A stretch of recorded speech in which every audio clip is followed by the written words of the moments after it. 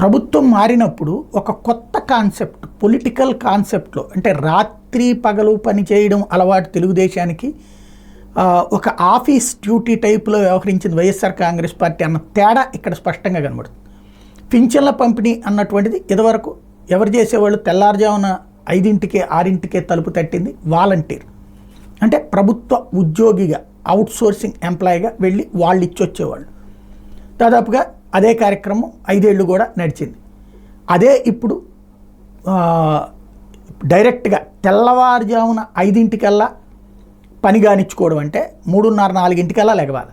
అది స్వయంగా ముఖ్యమంత్రి కొడుకు, ఓ రకంగా చెప్పాలంటే గోల్డెన్ స్పూన్ బేబీ లోకేష్ పొద్దున్నే లేచి తెల్లవారుజామున ఏంటంటే కమిట్మెంట్ అన్నటువంటిది ఆ స్థాయిలో చూపెడుతున్నాడు.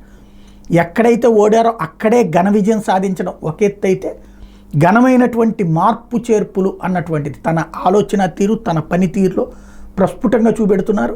తెల్లవారుజామున లేచి 5ంటికల్లా 5:10 కల్లా తన నియోజకవర్గంలో ఎక్కడైతే చంద్రబాబు గారు రాబోతున్నారో పెనుమాకకి, అక్కడికి ముందు వెళ్ళి అక్కడ ప్రాంతం అంతా కూడా పర్యవేక్షించారు. ఆ తర్వాత చంద్రబాబు గారు 6ంటికల్లా, ఆయన తెల్లవారుజామునే లేచి 6ంటికల్లా అక్కడ ఉన్నారు.